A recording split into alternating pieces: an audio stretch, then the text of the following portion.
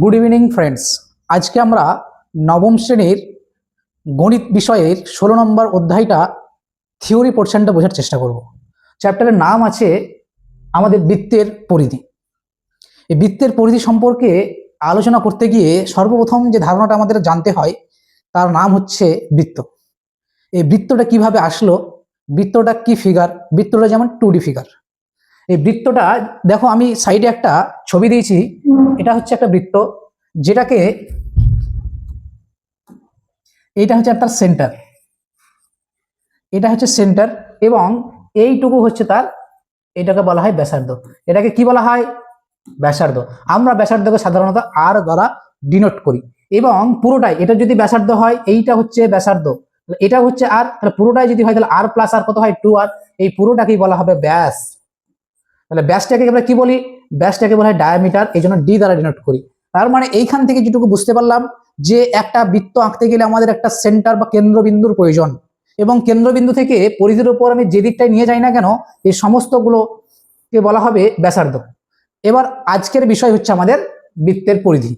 তো চলো আমরা আজকে শেখার চেষ্টা করব। আমি প্রথমেই বলেছি আজকে আমাদের থিওরি পোর্শনটা হবে, সঙ্গে দুই একটা এক্সাম্পল আমরা আলোচনা করব এবং নেক্সট ক্লাসে আমরা প্রত্যেকটি 16 নম্বর অধ্যায়ের অঙ্কগুলোকে সমাধান করার চেষ্টা করব খুব সহজ সরল ভাষায়, যাতে আমাদের বুঝতে কোনো রকম ভাবে অসুবিধা না হয়। চলো সেকেন্ড পেজে আসি। আজকের পাঠ্যের লক্ষ্য কি? আজকের পাঠ্যের লক্ষ্য মানে আমাদের 16 নম্বর অধ্যায়ে বিশেষত কি কি আমাদের টপিক আছে সেগুলো জানতে হবে। 1 নম্বর টপিক যেটা হচ্ছে বৃত্ত ও বৃত্তের পরিধির ধারণা। তাহলে 1 নম্বর টপিকে আমরা কি আলোচনা করব? বৃত্ত ও বৃত্তের পরিধির ধারণা। 2 নম্বর আছে দেখো ব্যাস, ব্যাসার্ধ ও পায়ের সম্পর্ক, কি সম্পর্কের মধ্যে এরা আছে সেইগুলো জানার চেষ্টা করব। 3 নম্বরে আছে বৃত্তের পরিধির সূত্র প্রতিষ্ঠাতা, এবং বৃত্তের পরিধি সম্পর্কে আমরা সবাই জানি যে বৃত্তের পরিধি সমান 2πr। এটা কিভাবে আসলো তার প্রমাণ আমরা করার চেষ্টা করব। 4 নম্বর যে টপিকটার নাম হচ্ছে অর্ধবৃত্ত ও অন্যান্য ব্যবহারিক ক্ষেত্রে প্রয়োগ। যেমন এই অর্ধবৃত্ত সম্পর্কে একটু ধারণা দিই বা বলি, এগুলো যদিও আমরা একদম পুরো বিস্তারিত আলোচনা করব। অর্ধবৃত্ত বলতে বৃত্তের অর্ধেক ভাগকে অর্ধবৃত্ত বলা হয়। তাহলে এইখানে একটা কোশ্চেন আসে, বৃত্তের পরিধি যদি 2πr হয় তাহলে অর্ধবৃত্তের পরিধি কি πr হবে, অর্ধেক হবে? এই ধারণাটা কিন্তু আমাদের ভুল ধারণা থাকে, কারণ বৃত্তের যে পরিধি, এই পরিধির সূত্রটা আমাদের কি বললাম?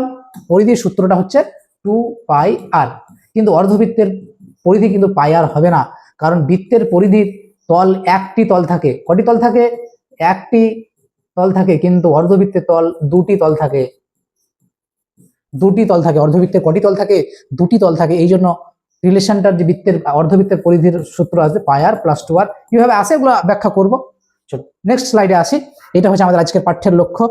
তো নেক্সট স্লাইডে আসবো।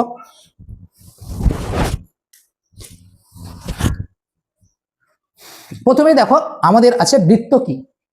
বৃত্ত হচ্ছে একটি নির্দিষ্ট বিন্দুকে কেন্দ্র করে সমদূরত্বে অবস্থিত বিন্দুগুলি দ্বারা গঠিত বদ্ধ বক্ররেখাকে বৃত্ত বলা হয়। যেমন এইখানে একটা আমাদের চিত্র আছে, এই যে একটা, এটা কেন্দ্র ধরলাম, কেন্দ্রকে লক্ষ্য করে এই যে পুরোটাই একদম পুরো বক্ররেখাকে একদম বৃত্ত বলা হচ্ছে গঠিত, এবং এইখান থেকে যত করে বক্ররেখা যেদিকে নিয়ে যাব সবগুলো দূরত্ব কি হবে?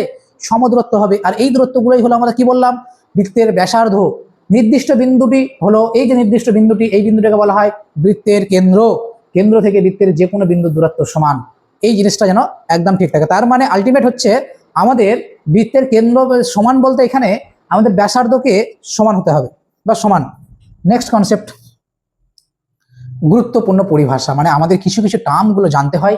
দেখো, কেন্দ্র বৃত্তের নির্দিষ্ট বিন্দু, ব্যাসার্ধ কেন্দ্র থেকে পরিধির যে কোনো বিন্দু পর্যন্ত দূরত্ব, ব্যাস হচ্ছে কেন্দ্র দিয়ে অতিক্রান্ত যা, ব্যাস হচ্ছে কি বললাম? কেন্দ্র দিয়ে। তার মানে কেন্দ্র দিয়ে এই যে এইখানে পাস হয়েছে এরকমটা না, এটা এরকম হতে পারতো, এটা এরকম হতে পারতো, এটা এরকম হতে পারতো। যদি কেন্দ্র দিয়ে পাস হয় যেটা, তাহলে সবচেয়ে বড় জ্যায়ের নাম কি?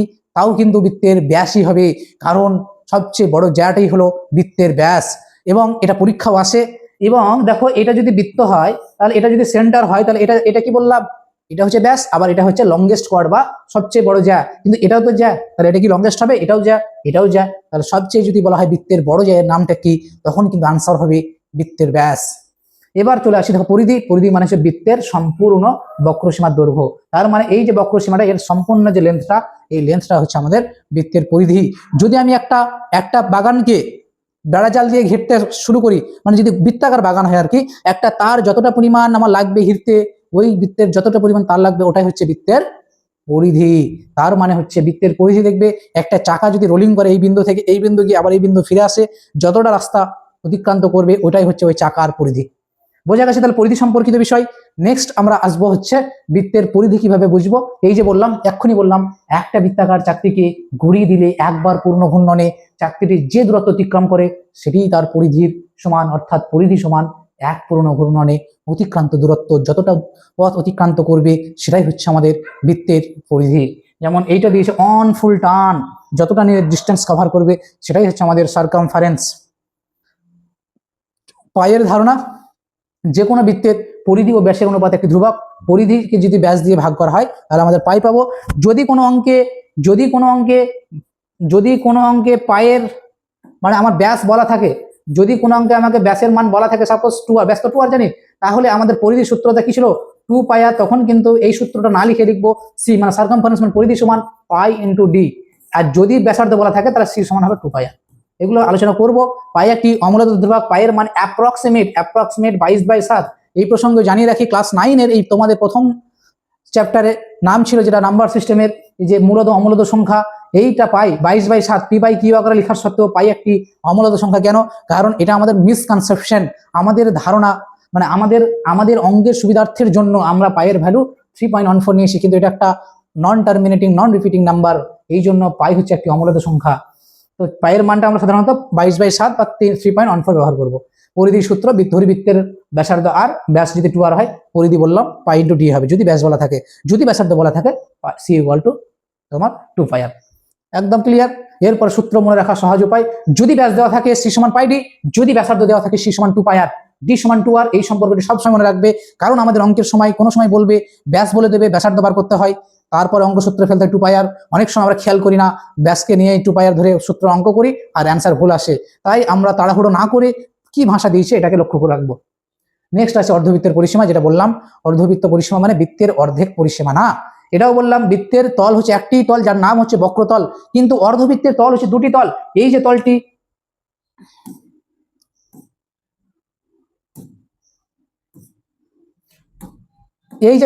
এই তলটি পুরোটাই হচ্ছে বক্রতল, এই তলটি হচ্ছে পুরোটাই হচ্ছে বক্রতল, কিন্তু এটা হচ্ছে আমাদের এটা হচ্ছে সমতল। সমতল মানে এটা কি? এটা ব্যাস, আর পুরোটাই যতটা তার লাগবে পুরোটাই তো আমাদের পরিধি। তাহলে এইটা হচ্ছে ব্যাস, তাহলে এটা 2r, আর এইটা কি অর্ধেক মানে হচ্ছে পাই r। তাই জন্য এই সূত্র হবে অর্ধবৃত্তের পরিসীমা পাই r প্লাস 2r, আর কমন নিলে পাই প্লাস 2। এটাই হচ্ছে আমাদের অর্ধবৃত্তের পরিসীমার সূত্র, পাই r প্লাস 2r, আর কমন নেওয়া হয় পাই প্লাস 2। বোঝা গেছে অর্ধবৃত্তের পরিসীমা। চলো এবার কিছু হয়তো প্রবলেম আছে, আমরা দেখার চেষ্টা করব। এককের রূপান্তর, সেমি থেকে মিটারে গেলে কি হয় 100 দিয়ে ভাগ, মিটার থেকে সেমিতে গেলে 100 দিয়ে গুণ, কিলোমিটার থেকে মিটার গেলে 1000 দিয়ে গুণ, এবং মিটার থেকে কিলোমিটার গেলে 1000 দিয়ে ভাগ। এগুলো নর্মাল তোমরা ক্লাস 4-5 থেকে করে আসছো, এগুলো আর বোঝার দরকার পড়ে না আমার। এবার আসছে সূত্রের ব্যবহারের উদাহরণ 1। দেখো, যদি বলেছে একটি বৃত্তের ব্যাসার্ধ মানে কি বলা আছে গো? আর বলা আছে। ব্যাসার্ধ মানে কত? আর 7 সেমি। পরিধি জানতে চাইছে, পরিধির সূত্র কি? 2πr, সি সমান 2 ইন্টু 22/7 পায়ের মান, আর এর মান হচ্ছে 7, 7 7 কেটে গেল, তার মানে হচ্ছে 22 দুগুণে 44 সেমি। দিস ইজ আনসার, একদম ক্লিয়ার, ক্রিস্টাল ক্লিয়ার। নেক্সট অঙ্কতে আসবো। দেখো এবার কি বলেছে, দেখো ব্যাস বলে দিয়েছে কত, তাহলে ব্যাস বলে দিয়েছে 14, তার মানে ডি এর ভ্যালু কত 14, আর ব্যাস বলে দিলে সি সমান আমরা কি জানি পাই ইন্টু ডি, তার মানে হচ্ছে পাইয়ের ভ্যালু কত 22/7, ডি এর মান 14, কত হয় 7 2 14 মানে 40 সেমি। বোঝা গেল আজকের বিষয়বস্তুটা। আমরা আজকে উদাহরণ দিয়ে বোঝার চেষ্টা করলাম এবং থিওরিটা পড়লাম। এবার হচ্ছে নেক্সট দিন যে ক্লাসটা আসবে সেদিন আমরা 16 নম্বর অধ্যায়ের প্রত্যেকটা অঙ্ক বুঝে করার চেষ্টা করব। যদিও এখন আমাদের থিওরি পোর্শনটা 25% বাকি আছে, ওটা রাখলাম কারণ ওটা পরের দিন করে আমরা অঙ্ক যাবো। যেমন এই যে সমকেন্দ্রিক দুটো বৃত্ত, তারপরে হচ্ছে যদি চাকার অঙ্কের মূল ধারণা, এগুলো পরের দিন পড়বো। পরীক্ষায় যে ভুলগুলো এড়াবে দ্রুত রিভিশন করার জন্য এটা করে আমরা তোমার পরের দিন নেক্সট দিন যে ক্লাসটা আসবে সেটা করে আমরা 16 নম্বর অধ্যায়ে ঢোকার চেষ্টা করব। চলো আজকে thank you, tata, bye bye, follow রেখো, নেক্সট ভিডিও আসবে।